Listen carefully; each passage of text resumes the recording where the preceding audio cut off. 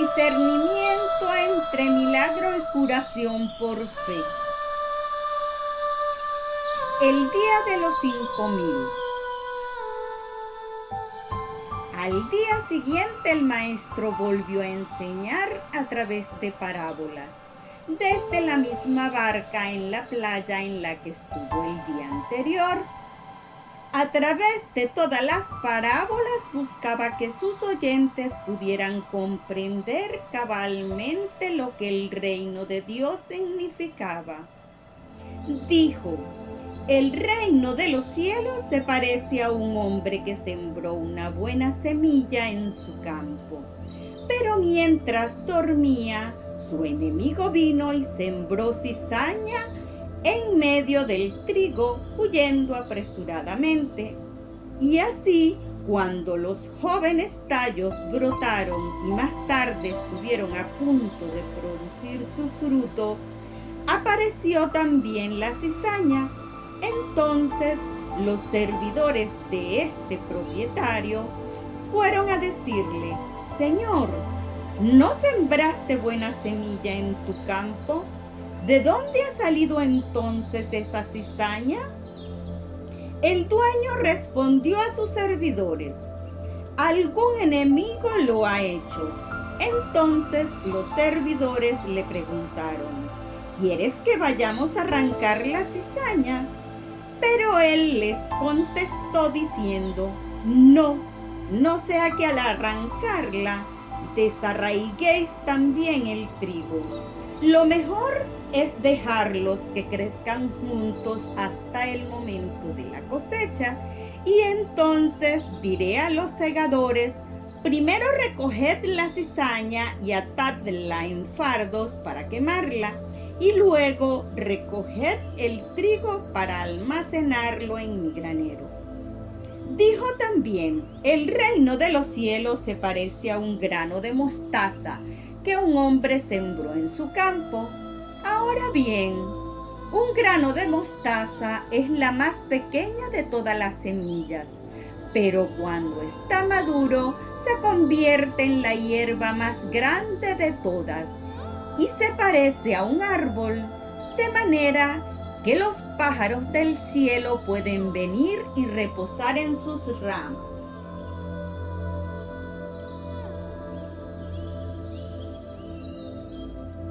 El reino de los cielos se parece también a la levadura que una mujer cogió para esconderla en 3 medidas de harina.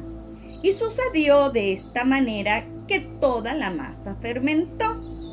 El reino de los cielos se parece también a un tesoro escondido en un campo que un hombre descubrió. En su alegría salió a vender todo lo que poseía a fin de tener el dinero para comprar el campo.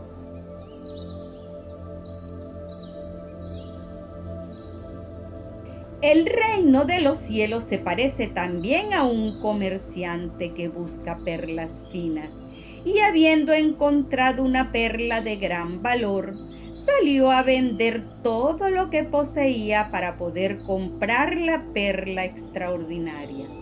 Y el reino de los cielos se parece a una red barredera que fue arrojada al mar y recogió todo tipo de peces.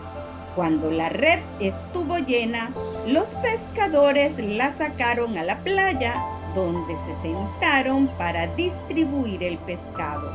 Recogieron los buenos en unos recipientes y arrojaron los malos.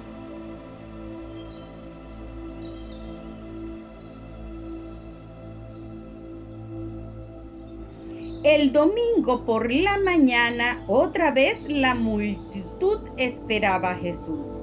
Les habló por la tarde y luego le dijo a Pedro que se sentía cansado de tanta gente. Propuso cruzar a la otra orilla del lago. Cuando estaban cruzando, los atrapó una de las frecuentes tormentas del mar de Galilea. 3 barcas con los evangelistas lo seguían por detrás. El fuerte viento empezó a inundar la barca al tiempo que arrancó la vela. Mientras tanto, Jesús dormía bajo un cobertizo en uno de los rincones de la barca. En el momento de mayor desesperación, Pedro despertó al maestro, diciéndole que si no hacía algo, perecerían.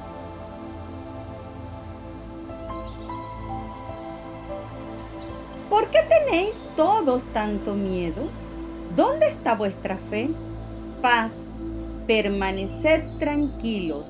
Apenas había expresado Jesús esta reprimenda a Pedro y a los otros apóstoles, apenas le había pedido a Pedro que buscara la paz para calmar su alma inquieta. La atmósfera perturbada restableció su equilibrio y se asentó en una gran calma. Para Jesús lo sucedido fue pura coincidencia, pero los apóstoles creyeron que podía dominar la naturaleza.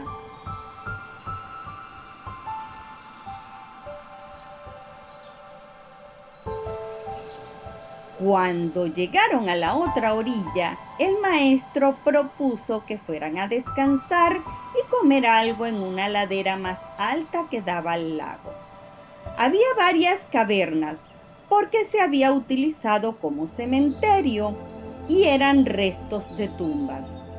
Vivía por allí Amós, un hombre que sufría trastornos mentales durante ciertos momentos, pero tenía otros tiempos de cierta calma.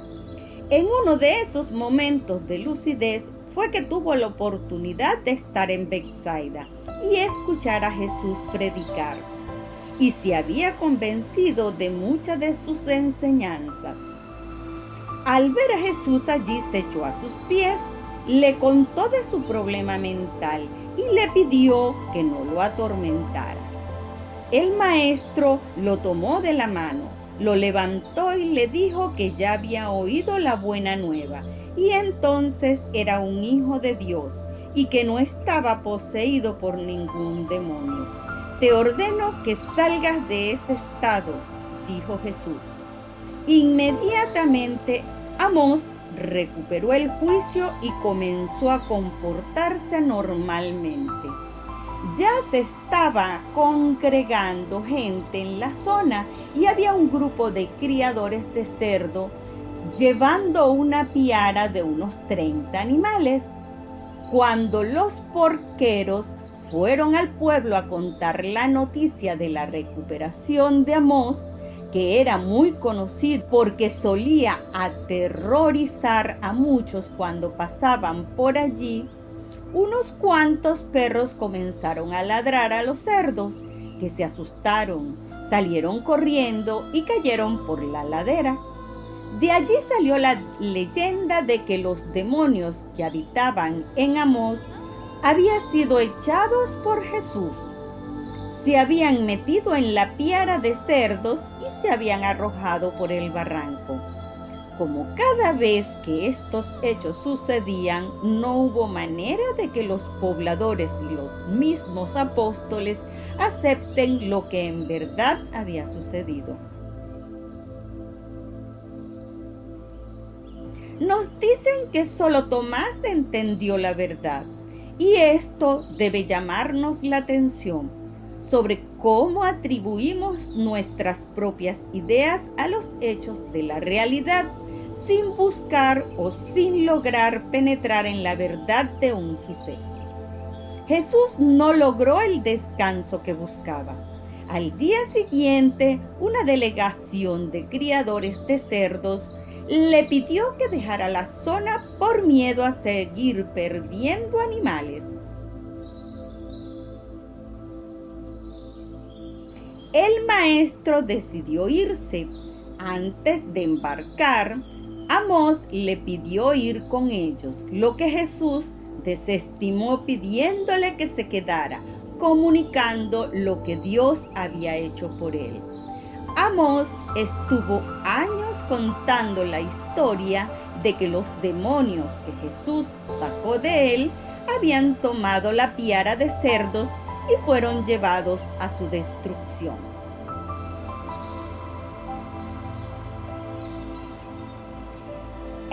martes, de vuelta en Cafarnaúm, vieron que la noticia de la curación de Amós ya había llegado y una multitud los esperaba.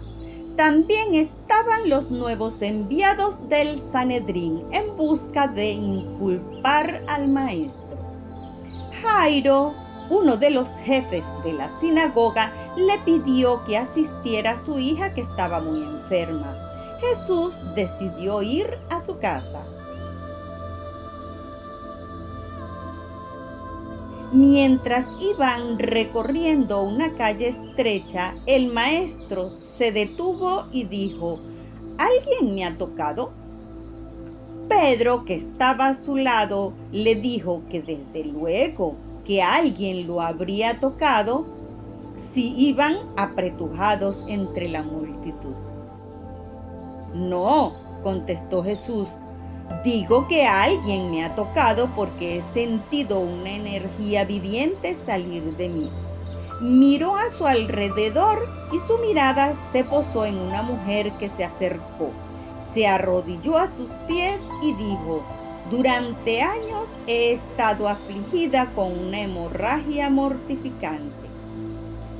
Varios médicos me han hecho sufrir mucho. He gastado todos mis bienes, pero ninguno ha podido curarme. Entonces oí hablar de ti y pensé que, si pudiera tocar solamente el borde de tu manto, seguramente me curaría. Así pues, apreté el paso con la gente a medida que caminaban hasta que, al estar cerca de ti, Maestro, he tocado el borde de tu manto y he recuperado la salud. Sé que me he curado de mi aflicción. Cuando Jesús escuchó esto, cogió a la mujer que se llamaba Verónica de la mano y la levantó y le dijo: hija, tu fe te ha curado, ve en paz. Era su fe y no su contacto lo que la había curado. Este caso es un buen ejemplo de muchas curas aparentemente milagrosas que acompañaron la carrera terrestre de Jesús, pero que él en ningún sentido deseó conscientemente. Más tarde, constatada la curación, Jesús habló con Verónica para quitar de su mente la creencia de que había sido un milagro y que entendiera que había sido su fe viviente la que produjo la cura. Finalmente llegaron con atraso a la casa de Jairo y le anunciaron a Jesús que la niña había muerto. Incluso estaban las lloronas en el cuarto. El maestro dijo que solo estaba dormida. Hizo salir a todos del cuarto y entró con los padres y los 3 apóstoles. Tomó a la niña de la mano y dijo: hija, yo te lo digo, despierta y levántate. Lo que la niña hizo y comenzó a caminar por la habitación. Como había mucha agitación en Cafarnaúm en contra de Jesús, reunió a la familia y les explicó que la joven había caído en un estado de coma después de una fiebre prolongada y que él se había limitado a despertarla, que no la había resucitado de entre los muertos. También explicó todo esto a sus apóstoles, pero fue en vano. Todos creían que había resucitado a la chiquilla de entre los muertos. Los apóstoles de Jesús, sin contar a la gente común y corriente, no podían comprender la naturaleza y los atributos de este Dios hombre. Ninguna generación posterior tampoco ha sido capaz de evaluar lo que sucedió en la tierra en la persona de Jesús de Nazaret. Y la ciencia o la religión nunca tendrán la oportunidad de examinar estos acontecimientos notables, por la sencilla razón de que una situación así de extraordinaria no volverá a producirse nunca más en este mundo ni en ningún otro mundo de Nevadón.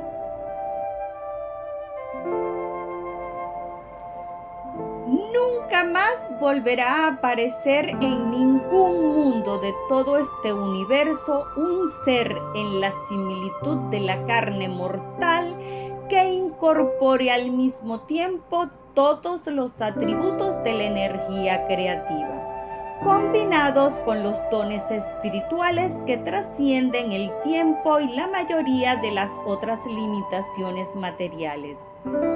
Antes de que Jesús estuviera en la tierra o después de entonces, nunca ha sido posible obtener de manera tan directa y gráfica los resultados que acompañan a la fe sólida y viviente de los hombres y mujeres mortales. Para repetir estos fenómenos, tendríamos que ir a la presencia inmediata de Cristo Miguel, el Creador, y encontrarlo tal como era en aquella época, el Hijo del Hombre.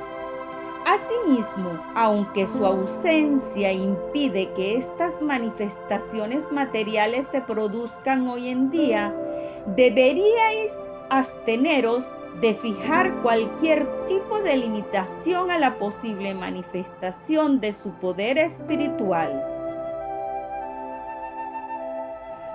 Aunque el Maestro está ausente como ser material, se encuentra presente como influencia espiritual en el corazón de los hombres. Al marcharse de este mundo, Jesús ha hecho posible que su espíritu viva al lado de su Padre, que reside en la mente de toda la humanidad. El viernes 25 de marzo, Jesús les propuso una semana de vacaciones para que visitaran a sus familias antes de emprender el camino a Jerusalén para la Pascua. Pero la mayoría de los apóstoles se quedaron. El domingo, muy cansado, Jesús pensó en ir a descansar a un parque al sur de Betsaida. Se embarcaron hacia allí. Multitud de personas alquilaron todas las barcas disponibles para seguirlos y muchos otros los seguían por la costa. Al caer la tarde ya eran 1000 los congregados y escucharon la palabra de Jesús y luego la de Pedro. Se había instalado el rumor de que habían elegido ese lugar para proclamar rey a Jesús. Incluso Pedro, Juan, Simón Celotes y Judas Iscariote estaban de acuerdo. Andrés, Santiago, Natanael y Tomás se oponían al proyecto, mientras que Mateo y los hermanos Alfeo no tenían opinión. El impulsor de la idea era un joven evangelista llamado Joab. El lunes por la tarde ya eran alrededor de 3000 los que llegaron, algunos con sus enfermos y otros que iban de paso hacia Jerusalén para la Pascua y habían planeado de camino escuchar al Maestro. El miércoles al mediodía la multitud alcanzó el número de 5000, hombres, mujeres y niños que, si bien habían llevado algunos alimentos, ya estos se estaban terminando. Los apóstoles aconsejaron a Jesús que despidiera al gentío, pero el Maestro decía que no creía que debiera mandarlos a sus casas hambrientos. Preguntó qué víveres había quedado de lo llevado para ellos, y le dijeron que 5 panes y 2 pescados. Propuso el Maestro formar entre la gente grupos de 100, con un encargado cada uno. Jesús cogió los panes en sus manos y, después de dar las gracias, partió el pan y lo dio a sus apóstoles, que lo pasaron a sus compañeros, quienes a su vez lo llevaron a la multitud. Jesús partió y distribuyó los peces de la misma manera, y aquella multitud comió hasta saciarse.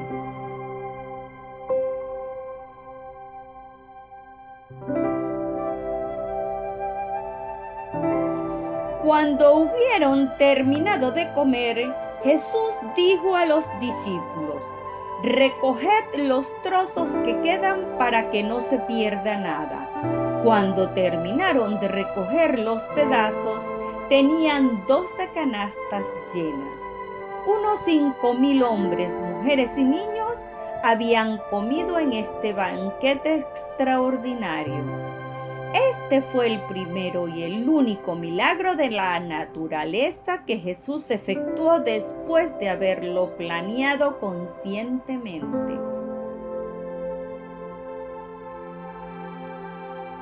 Es verdad que sus discípulos tenían tendencia a calificar de milagros muchas cosas que no lo eran, pero este fue un auténtico ministerio sobrenatural.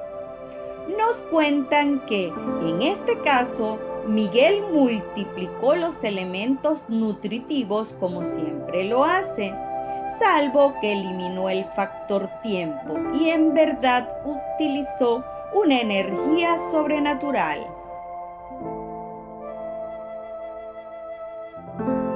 Tras el milagro empezó a crecer entre la multitud las ansias de convertirlo en rey.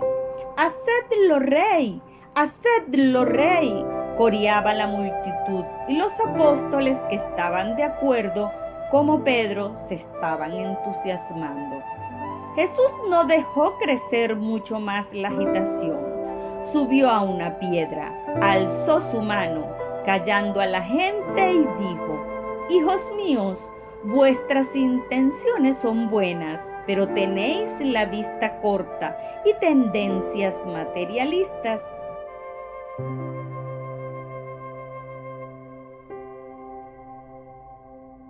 Se produjo un silencio y siguió: ¿queréis hacerme rey? No porque vuestras almas han sido iluminadas por una gran verdad, sino porque vuestros estómagos han sido llenados de pan. Tuvo que reiterar que el reino del que hablan no es de este mundo, y se planteó si habrían fallado en el mensaje para presentar al Padre al punto de que: ¿queréis hacer rey a su hijo en la carne?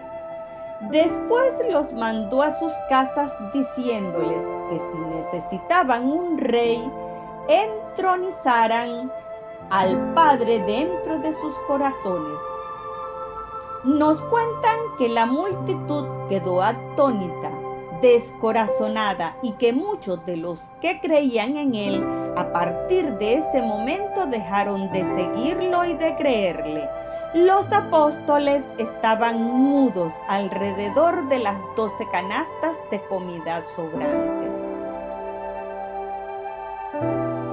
Antes de marcharse para estar solo en las colinas, Jesús se volvió hacia Andrés y le dijo: lleva a tus hermanos de regreso a la casa de Zebedeo y reza con ellos, especialmente por tu hermano Simón Pedro.